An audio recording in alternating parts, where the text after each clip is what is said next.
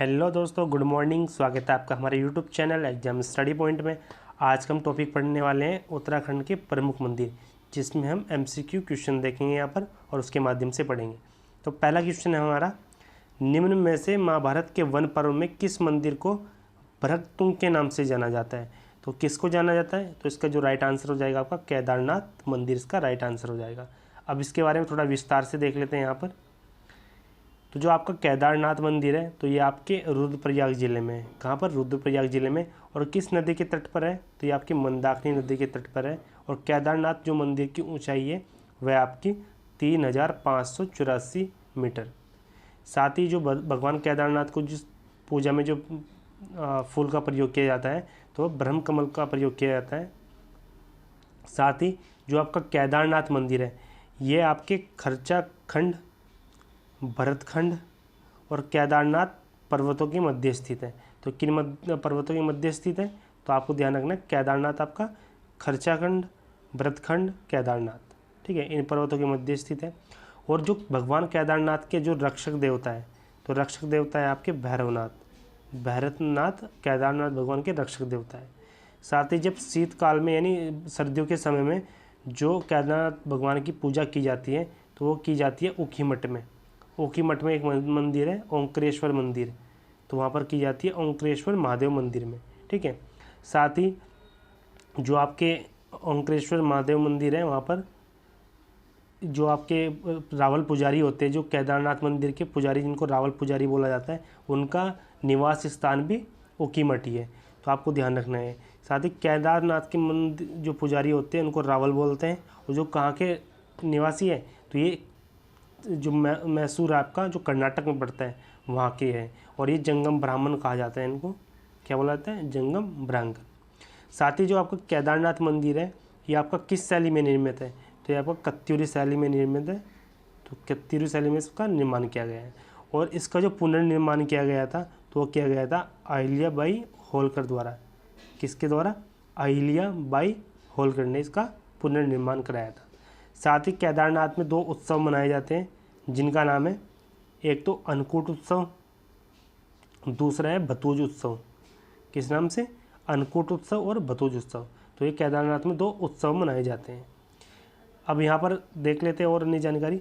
साथ ही आपको पता है कि यहाँ पर आदि गुरु शंकराचार्य जी, जो आपके आदि गुरु शंकराचार्य जी हैं, जो कार्तिकेयपुर वंश के समय आए थे, तो इनके यहाँ पर समाधि स्थल है। कहाँ पर? केदारनाथ में। तो केदारनाथ में इनका समाधि स्थल है। और साथ ही अभी 5 नवंबर 2021 में प्रधानमंत्री जी द्वारा इनके यहाँ पर एक मूर्ति का अनावरण किया गया है। किनके द्वारा? प्रधानमंत्री मोदी जी द्वारा। तो कब किया गया है? 5 नवंबर 2021 को। नेक्स्ट क्वेश्चन है फिर हमारा यहाँ पर सेकंड। तो यहाँ पर है, बद्रीनाथ मंदिर की मुख्य प्रतिमा को नारद कुंड से निकालकर मंदिर में स्थापित कराई थी। तो आपको बताना है किसने कराई थी? नारद कुंड से निकालकर बद्रीनाथ मंदिर में उसको स्थापित करवाया था। तो इसका जो राइट आंसर हो जाएगा आपका ऑप्शन बी, आदि गुरु शंकराचार्य जी ने इसको स्थापित करवाया था। अब इसके बारे में थोड़ा डिटेल से देख लेते हैं यहाँ पर। तो सबसे पहले तो जो बद्रीनाथ मंदिर है आपका, ये 3133 मीटर की ऊंचाई पर है। कितनी ऊंचाई पर? 3133 मीटर की ऊंचाई पर। और ये नर और नारायण जो 2 पर्वत है, उनके मध्य स्थित है आपका बद्रीनाथ मंदिर, ठीक है। और किस नदी के तट पर है? अलकनंदा नदी के तट पर है। साथ ही जो बद्रीनाथ मंदिर है, उनको अन्य नाम से जाना जाता है। तो क्या क्या नाम है अन्य? एक तो जाना जाता है योग सिद्धा, दूसरा आपका मुक्ति पर्दा, तीसरा आपका बद्रिकाश्रम, चौथा है आपका बद्रीवन, फिर है 5वां आपका सारस्वत तीर्थ, और ये है आपका विशाला, ठीक है। तो इन नामों से जाना जाता है बद्रीनाथ को, तो आपको याद रखना है। साथ ही और कुछ डिटेल पे देख लेते हैं यहाँ पर और दिया गया है इसके बारे में।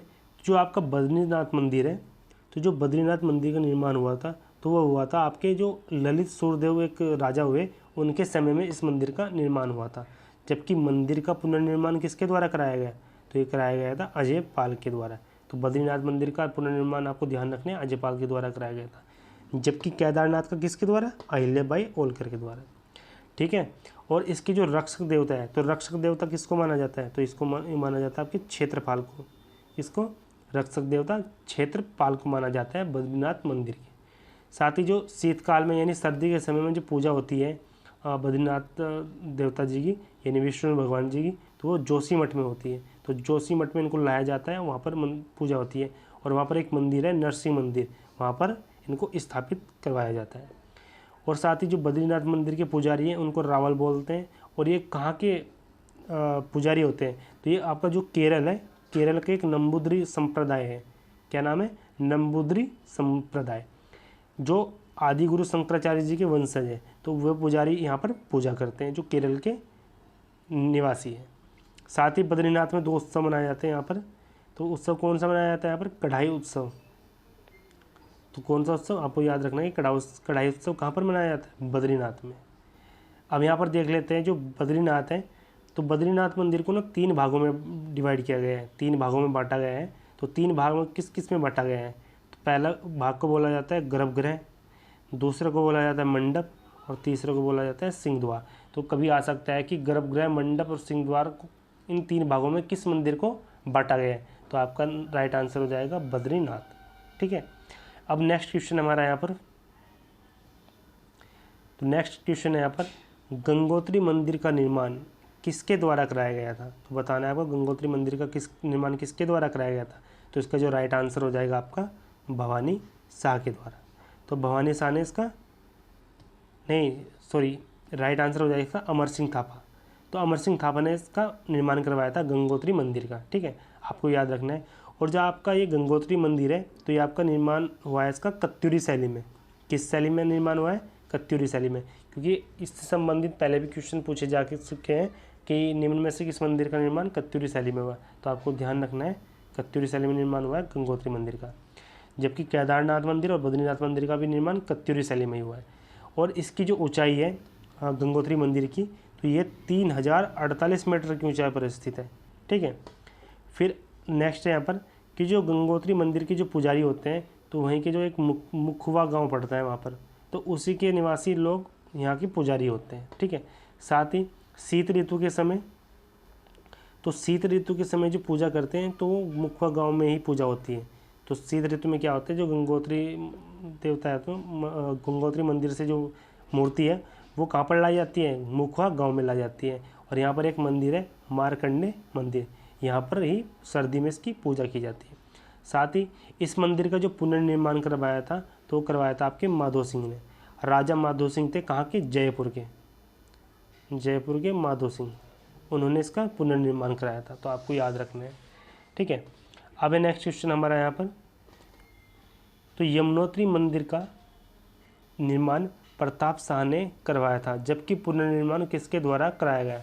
तो आपको बताना है कि पुनर्निर्माण किसके द्वारा कराया गया था। तो इसका जो राइट आंसर हो जाएगा आपका ऑप्शन सी, महारानी कुलेरिया ने इसका निर्माण कराया था, पुनर्निर्माण। ठीक है, आपको याद रखना है। अब देखते हैं कि यमुना नदी के तट पर ये स्थित है आपका यमुनोत्री मंदिर, और जो इसकी ऊंचाई है, तो ऊंचाई है आपकी 3235 मीटर। ठीक है।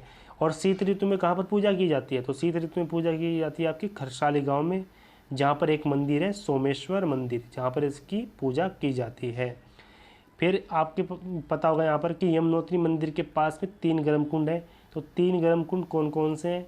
तो पहला गर्म कुंड है यहाँ पर सूर्य कुंड, दूसरा हो जाएगा आपका सप्तऋषि कुंड, और एक अन्य कुंड भी यहाँ पर स्थित है। तो इस तरह से यहाँ पर 3 कुंड है जो गर्म कुंड है, आपको याद रखने हैं। साथ ही जो यमुना नदी का उल्लेख है, तो यमुना नदी का जो उल्लेख है वो ऋग्वेद में 3 बार मिलता है। कितनी बार मिलता है? 3 बार। जबकि गंगा नदी का उल्लेख कितनी बार मिलता है? गंगा नदी का मिलता है उल्लेख सिर्फ 1 बार। आपको ये याद रखना है पॉइंट। फिर नेक्स्ट क्वेश्चन हमारा यहाँ पर, नेक्स्ट क्वेश्चन यहाँ पर हमारा हो जाएगा कि किस मंदिर समूह को उत्तराखंड का 5वां धाम या मंदिर समूह के नाम से जाना जाता है? तो इसका राइट आंसर हो जाएगा आपका जागेश्वर मंदिर। कौन सा मंदिर? जागेश्वर मंदिर को आपको उत्तराखंड का 5वां धाम कहा जाता है। अब इसमें देख लेते हैं, तो आपका जो जागेश्वर धाम है कहाँ पर है? तो ये आपके अल्मोड़ा ज़िले में स्थित है, जो 124 छोटे बड़े मंदिरों को मिलाकर इसको जागेश्वर धाम बोला जाता है। और इसका निर्माण कब हुआ था? तो इसका निर्माण हुआ था आपका 8वीं से 10वीं सदी के बीच, 8वीं से 10वीं सदी के बीच में हुआ था। तो इसका जो निर्माण करवाया था मंदिर का, तो मंदिर का निर्माण करवाया था आपके कत्यूरी राजा सालीवान ने करवाया था। तो कत्यूरी राजा थे सालीवान, तो उन्होंने जागेश्वर मंदिर का निर्माण करवाया था 8वीं से 10वीं सदी के मध्य में। ठीक है, आपको ये भी याद रखना है। साथ ही आपका जो जागेश्वर मंदिर है या जिसे जागेश्वर धाम बोलते हैं, तो आपकी ये सरयू नदी की जो सहायक नदी है जटागंगा, तो उस जटागंगा नदी के किनारे पर स्थित है। साथ ही इस धाम का जो सबसे बड़ा मंदिर है और जो प्राचीन मंदिर है वो क्रम से, तो बड़ा मंदिर है आपका दिनेश्वरा मंदिर और प्राचीन मंदिर है आपका मृत्युंजय मंदिर। ठीक है, कौन सा मंदिर? मृत्युंजय मंदिर, आपको ये याद रखना है। साथ ही जागेश्वर को पुराने में किस नाम से जाना जाता है? तो जागेश्वर को जाना जाता है आपको पुराने में हाटकेश्वर और दूसरा नागेश्वर, इन दो नामों से जाना जाता है जागेश्वर को। कहाँ पर? पुरानों में। नेक्स्ट क्वेश्चन हमारा हो जाएगा यहाँ पर, हिमालय की द्वारिका किस मंदिर को कहा जाता है?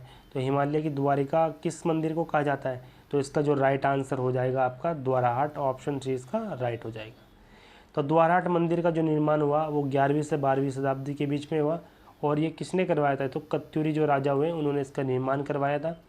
और इसका जो सबसे बड़ा और उत्कृष्ट देवालय है यानी मंदिर है तो है आपका गुर्जर देव का मंदिर। इसका मंदिर? गुर्जर देव का मंदिर। ठीक है, नेक्स्ट है हमारा यहाँ पर कटारमल का सूर्य मंदिर। तो कटारमल का सूर्य मंदिर का उत्तराखंड के किस जिले में स्थित है? तो आपको बताना है किस जिले में स्थित है। तो इसका जो राइट आंसर हो जाएगा आपका कटारमल का सूर्य मंदिर स्थित है आपके अल्मोड़ा में। ठीक है, ऑप्शन डी इसका राइट हो जाएगा।